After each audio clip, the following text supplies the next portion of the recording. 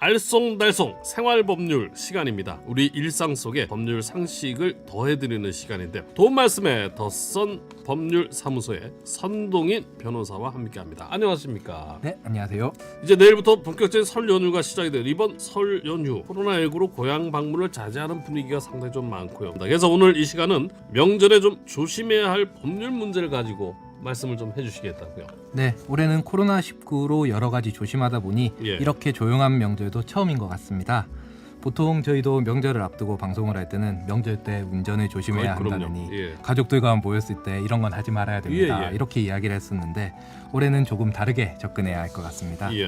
5인 이상 집합 금지가 유지되기 때문인 것 같은데요. 명절에도 그럼 이 부분부터 좀 짚어주시죠. 네, 감염병의 예방 및 관리에 관한 법률에 따라 5인 이상 집합금지 명령이 설날까지 연장되는데요. 여기에는 동거하지 않는 가족 모임도 포함됩니다.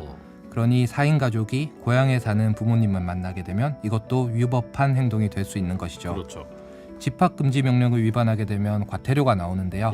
최대 10만 원으로 금액 자체가 과하다고 볼 수는 없지만 만약 집합금지 명령을 위반해서 코로나에 확진되기라도 한다면 이로 인해 발생한 손해, 그러니까 다른 사람의 치료비 등 이런 것을 갚으라는 구상금 소송을 당할 수도 있으니 조심 또 조심해야 할 것 같습니다. 네, 이 코로나19 예방을 위해서라도 이번 명절은 정말 가족 간에 좀 서로가 조심하게 보내야 될 것 같은데요. 특히 자가격리 중인 사람들의 경우에는 더더욱 조심해야 되지 않습니까? 네, 그렇습니다. 방금 말씀드린 것은 일반인 누구나 지켜야 하는 것들입니다.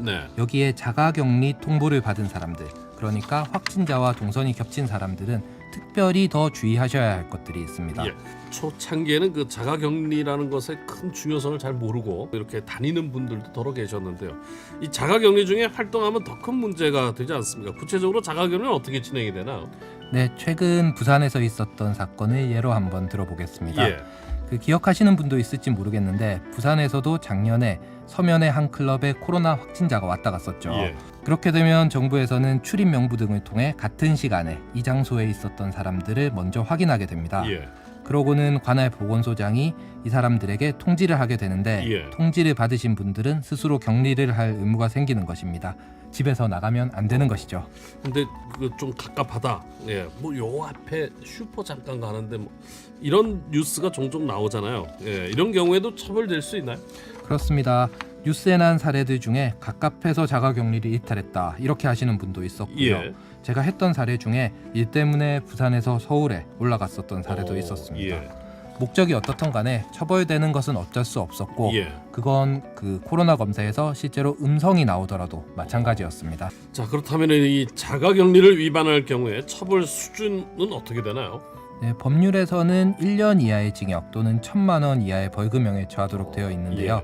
예전에는 300만 원 이하의 벌금형이었는데 이번 코로나19 유행에 따른 사회 문제가 많이 생기면서 처벌 기준이 대폭 강화된 것입니다. 실제 처벌은 이 범위에서 여러 가지 사정을 고려해서 재판부가 하도록 되어 있는데요. 상황에 따라 징역형이 선고되는 경우도 있었습니다. 징역형까지 가능하군요. 네, 앞서 말씀드린 사건의 경우 코로나 검사에서 음성이 나왔음에도 불구하고 자가격리 위반 횟수가 많고 서울 등 여러 곳을 다녔다는 점이 고려되어 구속되기도 했었죠. 게다가 다중이 모이는 장소, 그러니까 호텔 같은 곳인데요. 이런 곳에 방문하기도 했고 기차 같은 대중교통을 타기도 했습니다. 이렇게 감염 위험성을 높이는 행동을 한 것 자체가 모두 양형에 불리하게 작용돼서 구속까지 된 것이죠. 보통 그 음성만 나오면 괜찮지 않느냐라고 생각하시는 분들도 꽤 많으신 것 같아요. 음성이 나왔다고 해서 자가격리가 해제되는 것은 아니네요. 네, 그렇습니다. 자가격리 위반의 경우 만에 하나라도 감염이 전파된다면 그 피해가 상상을 초월하는 결과로 이어질 수 있지 않겠습니까? 그러니 일벌백계 할 수밖에 없는 것입니다. 게다가 스스로 조금만 조심하면 되는 것을 못 참고 위반했다는 점에서 비난 가능성이 상대적으로 높게 보는 것입니다. 이런 자가격리 명령은 명절 기간에도 당연히 적용이 되겠죠? 네, 당연합니다. 자가격리 명령을 위반하고 집합금지 명령까지 위반하게 된다면 더 심하게 처벌될 수 있겠죠. 특히 명절에 가족을 보게 된다면 제사도 지내고 식사도 같이 하는 경우가 많지 않습니까? 이때 감염이 되기라도 한다면 가족들의 건강까지 해칠 수 있게 되는 것이죠.